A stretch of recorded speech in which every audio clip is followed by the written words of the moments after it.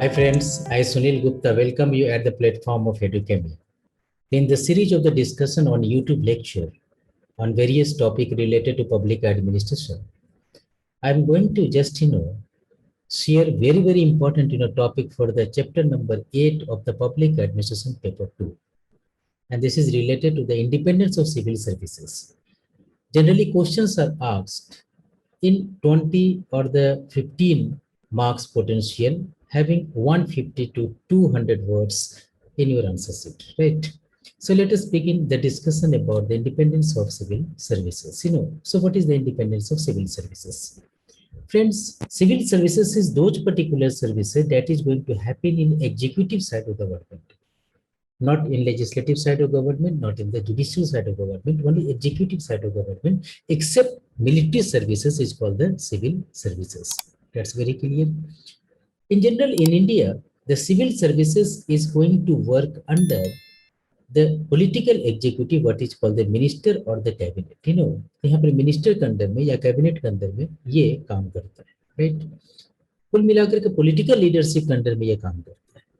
The democratic executive has to command the civil services. Civil services may be of two types. One civil service is called the dependent civil service. Dependent civil service means ऐसा civil service that is committed towards the political ideology. So this is called the dependent civil services, politically committed civil services. यानी कि ये politician के behalf पे काम करता है, political ideology के बिहाफ पे काम करता है. आज बीजेपी का है तो पूरे ब्यूरोक्रेसी बीजेपी को आइडियोलॉजी को फॉलो करेगा. कल कांग्रेस आया तो पूरे ब्यूरोक्रेसी कांग्रेस की आइडियोलॉजी को फॉलो करेगा. ऐसे में स्पॉइल सिस्टम एग्जिस्ट होता है जो अमेरिका में पहले हुआ करता था, राइट?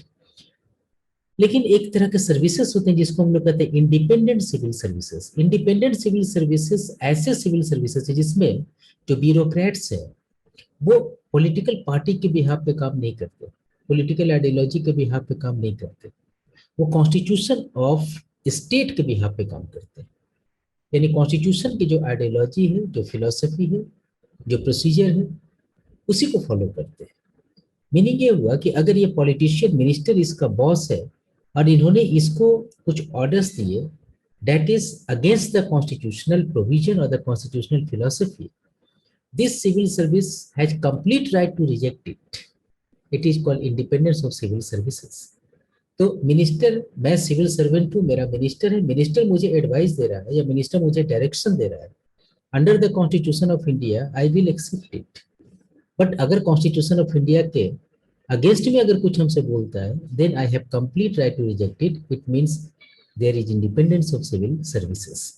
कॉन्स्टिट्यूशनल मेकर्स के सामने दोनों ऑप्शन थे कि इंडिपेंडेंट सिविल सर्विसेज बनाए या डिपेंडेंट सिविल सर्विसेज बनाए, लेकिन उन्होंने फाइनली चुना इंडिपेंडेंस ऑफ सिविल सर्विसेज. यानी हमारे यहाँ civil servant on behalf of constitution, on behalf of people of India काम करते हैं, not on behalf of political master और political ideology of the government काम करते हैं. That's clear. तो देखो बच्चे, आज इसी का डिस्कशन है. पहले डिस्कशन हम लोग करते हैं. कॉन्स्टिट्यूशनल मेकर अगर इंडिपेंडेंस ऑफ सिविल सर्विसेज बनाते हैं, यानी कि अगर मिनिस्टर कॉन्स्टिट्यूशन के कंसिस्टेंसी में कोई बात नहीं कहता है तो उसको रिजेक्ट कर देता है सिविल सर्वेंट, तो तुम्हें लगता है कि मिनिस्टर बॉस होने के नाते उसे छोड़ देगा? नहीं छोड़ेगा. तो उसे डिस्टर्ब कर, आखिर वो बॉस है. डिसिप्लिनरी एक्शन कौन लेगा? मिनिस्टर. इनको रिमूवल कौन करेगा? मिनिस्टर. डिसमिसल कौन करेगा? मिनिस्टर. तो ऐसे स्थिति में अगर रिजेक्ट कर देता है प्रपोजल को, तो ऐसे में उनका सेफगार्ड जरूरी है. अब उनको सेफगार्ड करेगा फिर. वैसा कॉन्स्टिट्यूशनल मेकर ने कुछ कॉन्स्टिट्यूशनल प्रोविजंस बना रखे हैं in order to maintain the independence of civil services. Question is, आपने डिपेंडेंट और इंडिपेंडेंट दोनों तरह के सिविल सर्विसेज थे, आपने इंडिपेंडेंस ऑफ सिविल सर्विसेज क्यों चुना? ये क्वेश्चन है. आंसर इस 4 इंपॉर्टेंट एरिया में, क्योंकि हम पैट्रोनेज सिस्टम को अवॉइड करना चाहते हैं. पैट्रोनेज सिस्टम का मतलब सिफारिश बेस्ड सिस्टम को हम अवॉइड करना चाह रहे थे. हम चाहते थे कि मेरिट सिस्टम वहां पर है, सबको राइट मिले कि वो पब्लिक ब्यूरोक्रेसी को ज्वाइन करे. अगर डिपेंडेंट होता, पैट्रोनेज होता तो क्लास कल्चर क्रिएट हो जाता. और जहाँ क्लास कल्चर क्रिएट हो जाता है वहां पर मेरिट का कोई पॉसिबिलिटीज नहीं होता। सेकेंड इंपॉर्टेंट, हम नहीं चाहते थे कि ये parochial politicisation, narrow minded politicisation, caste के बेसिस पे पॉलिटिसाइजेशन, रीजन के बेसिस पे, रिलीजन के बेसिस पे, इस तरह का पॉलिटिसाइजेशन ना हो, ताकि वो पूरी तरह से सिविल सर्वेंट हमारा free and fair advice ministers को दे सके। कोई भी एक्शन करे उसमें इम्पार्शलिटी हो, न्यूट्रलिटी हो। इसीलिए हम चाहते थे कि कोई भी पॉलिटिसाइजेशन इनके साथ में ना हो। इनको सेव करने के लिए हमने इंडिपेंडेंस ऑफ सिविल सर्विसेज चुना। Maintenance of bureaucracy through the loyalty towards constitution of India, हम ये चाहते थे कि हमारे ब्यूरोक्रेट लॉयल हो टुवर्ड्स कॉन्स्टिट्यूशन ऑफ इंडिया, कोई पॉलिटिकल पार्टी या पॉलिटिकल आइडियोलॉजी के फेवर में वो काम ना करे या अगेंस्ट में कोई काम ना करे। तो बेस्ड अपॉन दैट ये 4 इंपॉर्टेंट रीजन है जिसमें हमने कॉन्स्टिट्यूशनलिटी ऑफ सिविल सर्विसेज को मेंटेन किया है, उनकी इंडिपेंडेंस को मेंटेन किया है, राइट। अब आते हैं कि कॉन्स्टिट्यूशन इसको कैसे सेफगार्ड करता है, राइट। तो बच्चे देखो यहाँ पे बहुत सारे चीज है जो हमारे पीपीटी में सामने में तुम देख रहे हो। यहाँ पे फर्स्ट इंपॉर्टेंट, पहला प्रोटेक्शन इनको रिक्रूटमेंट और कंडीशन ऑफ सर्विसेज में करता है। Bureaucrat recruitment and condition of services को हमने सेव किया हुआ है। और यहाँ पे आर्टिकल 309 ये कहता है कि recruitment and condition of services shall be regulated by parliament by law या state legislature by law as the case of the union services or state services respectively, right। तो कैबिनेट को हमने नहीं दिया राइट, ये राइट किसको हमने दिया है, पार्लियामेंट यानी लेजिस्लेचर को, जिसमें कि 2 हाउसेस है, लोकसभा राज्यसभा। तो लोकसभा में विपक्ष के लोग हैं, अपोजिशन आर देयर, वो भी देखते हैं कि पता नहीं क्या बनाया, कौन सा कंडीशन ऑफ सर्विसेज ब्यूरोक्रेट को दिया है, कहीं ऐसा कुछ तो नहीं तैयार किया जिसमें कि वो आदमी सिर्फ रूलिंग पॉलिटिकल पार्टी के बिहाफ पे काम करे, फिर चर्चा करें। इसीलिए हमने ये चीज पार्लियामेंट को और स्टेट लेजिस्लेचर को दे दिया, पहला सेफगार्ड। सेकंड इंपॉर्टेंट सेफगार्ड दिया अंडर आर्टिकल 310 में, जिसमें हमने कहा कि टेन्योर सिविल सर्विस सर्वेंट का प्रोटेक्टेड होगा। तो कोई भी ऐसा पोजीशन नहीं होगा जिसमें कि टेन्योर ना हो, फिक्स टेन्योर होगा, डिस्टर्ब नहीं करेगा। डिस्टर्ब कर सकते हैं ओनली 2 ही कंडीशन में, या तो कंडीशन ऑफ सर्विसेज के अगेंस्ट काम करता हुआ तो डिसमिस करें, दैट्स इंपॉर्टेंट, लॉजिकल है यार। और सेकंड इंपॉर्टेंट फैक्ट इज यार, उसको हम तब हटाएंगे जब कोई पोजीशन एबॉलिश कर जाए। जैसे फॉर एग्जांपल तुम पोस्ट मास्टर हो और पोस्ट ऑफिस हमने खत्म कर दिया, तो जाहिर है कि जब पोस्ट ऑफिस खत्म हो गया तो पोस्ट मास्टर का पोजीशन खत्म हो गया और वो एम्प्लॉय था वो भी खत्म हो गया। इसके लिए आप एबॉलिश कर सकते हैं पोजीशन को, यस गवर्नमेंट एबॉलिश कर सकती है पोजीशन को, लेकिन 2 कंडीशन है। एक, आपको जस्टिफाई करना पड़ेगा कि कंपलसरी एबॉलिशन है, मेरे पास कोई अल्टरनेटिव्स नहीं है। और दूसरा इंपॉर्टेंट चीज ये, इसको अगर एम्प्लॉइज को अगर एडजस्ट किया तो ठीक है, एडजस्ट नहीं किया तो आपको प्रॉपर कॉम्पनसेशन देना पड़ेगा एम्प्लॉय। ये मैं नहीं कह रहा, ये कॉन्स्टिट्यूशन का आर्टिकल 310 कहता है, that is mentioned in this PPT, right. तो सेकंड प्रोटेक्शन हुआ बेटा तुम्हारा। थर्ड प्रोटेक्शन डिसिप्लिनरी एक्शन, ये आर्टिकल 311 में। इसमें यह है कि कोई भी पेनल्टी अगर आप लेते हैं तो पहला इंपॉर्टेंट चीज आपको इन्फॉर्म करना पड़ेगा उनको कि आपने ये काम किया, इसके कारण ये सेक्शन सब सेक्शन का वायलेशन हुआ और ये पेनल्टी पॉसिबिलिटी में हो सकती है। इन्फॉर्म करना पड़ेगा। इन्फॉर्म ही नहीं करना पड़ेगा, आपको रीजनेबल अपॉर्चुनिटी टू डिफेंड, इसका मतलब कि ये बताना पड़ेगा कि आपको कुछ कहना है इसके बारे में, you have to tell me, defend देना पड़ेगा, राइट। तो डिफेंस का एक अपॉर्चुनिटी आपको देना पड़ेगा, राइट।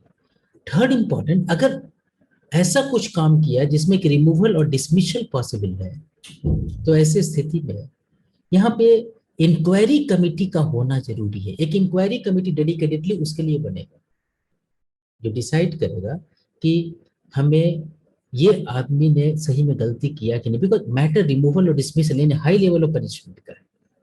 और एक और सेफगार्ड इसमें ये है कि इनको ये पेनल्टी अपॉइंटेड ऑफिशियल या फिर उसको ऊपर का दे सकते, नीचे का नहीं दे सकते। देखो माइनर पेनल्टी होते हैं ना तो उसको हम डेलीगेट भी कर देते हैं नीचे वाले को, लेकिन मेजर पेनल्टी खास करके रिमूवल और डिसमिसल हम नहीं कर सकते। ये कॉन्स्टिट्यूशनल प्रोविजन अंडर आर्टिकल 311 में कि ये डिसीजन फाइनली अपॉइंटेड अथॉरिटी लेगा या फिर अपॉइंटमेंट अथॉरिटी के ऊपर वाले लोग लेगा, राइट। तो ये तुम्हारा डिसिप्लिनरी एक्शन प्रोटेक्टेड है। एक चीज और प्रोटेक्शन है, सेंट्रल एडमिनिस्ट्रेटिव ट्राइब्यूनल। बिकॉज ये जो देखा तुमने, रिमूवल, डिसमिशन, बाकी तो नीचे वाले अगर पेनल्टी है, छोटे मोटे पेनल्टी, उसमें तो फिर वो हरासमेंट कर सकता है मिनिस्टर, अगर उसकी बात को हमने नहीं माना तो। ऐसी स्थिति में टेंशन लेने का नहीं है, right. This is the central administrative tribunal. Central administrative tribunal we have created under article 323A of the constitution of India. ये एक ट्राइब्यूनल है, क्वासी जुडिशियल बॉडी है, कोर्ट टाइप है। इसमें एडमिनिस्ट्रेटिव एंड जुडिशियल दोनों मेंबर्स होते हैं। तो आप जा सकते हैं यहाँ पर। ये जो कोर्ट है ना, वो सिर्फ ब्यूरोक्रेटिक केसेस को सुनता है, कंडीशन ऑफ सर्विसेज और रिक्रूटमेंट से रिलेटेड। ये कोई मर्डर केस को नहीं सुनता, ये हियरिंग नहीं करता है प्रॉपर्टी डिस्प्यूट को। ये रेगुलर कोर्ट टाइप का नहीं है, एडमिनिस्ट्रेटिव कोर्ट है। तो यहाँ आप जा सकते हैं, यू आर बीइंग प्रोटेक्टेड। तो देखो इतने सारे प्रोटेक्शन हुए, and very very important protection होता है पब्लिक सर्विस कमीशन। तो बच्चे, पब्लिक सर्विस कमीशन तुम्हारा गार्जियन है अंडर आर्टिकल 320 में। तो कुछ भी एक्शन अगर गवर्नमेंट लेता है, मेजर डिसिप्लिनरी एक्शन या लीगल रीइंबर्समेंट से रिलेटेड मैटर, या फिर कोई पेंशन डिसाइड करना हो, अगर उस एम्प्लॉय का इंजरी सस्टेन हो गया, इंजरी का मतलब कोई चोट लग गया और वो अनफिट हो गया, तो ऐसी स्थिति में हम पेंशन देंगे उसको। तो कितना आपने पेंशन देना है आपको, वो this is called the amount of the pension. Method of recruitment and the promotion and inter service transfer, ये मैटर में डिसीजन अगर लेगा एग्जीक्यूटिव ले, लेकिन एक जेरोक्स कॉपी यूपीएससी को या फिर स्टेट पब्लिक सर्विस कमीशन को भेजेगा। वो देखेगा कि मेरे एम्प्लॉय के साथ जस्टिफिकेशन हुआ कि नहीं। अगर नहीं हुआ तो उनका ओपिनियन एग्जीक्यूटिव को जाएगा। That is very important.